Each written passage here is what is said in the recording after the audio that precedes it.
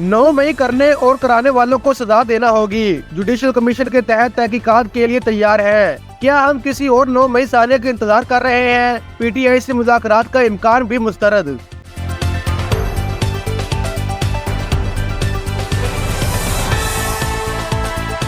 DGISP major general Ahmad शरीफ ने 9 मई को सिर्फ फौज नहीं बल्कि पूरे पाकिस्तान का मुकदमा करार देते हुए कहा कि मुल्ज़िमान और इनके सहूलतकारों को आइन और कानून के मुताबिक सजा देनी चाहिए। जुडिशल कमीशन के तहत तहकीकात के लिए तैयार है। सब ने देखा कि किस तरह लोगों की जेन साजी की गई। मजमूई आबादी के सिर्फ 31% लोगों ने मखसूस जमात को वोट दिया। वोट का मतलब ये नहीं था कि ये 9 मई के हक में था। अगर हालिया इंतखाबात में फौज की मुदाखलत का सबूत है तो इलेक्शन कमीशन या किसी आईनी फॉर्म पर मामला रखा जाए। पाकिस्तान में किसी को ना अड्डे दिए गए हैं ना दिए जाएंगे।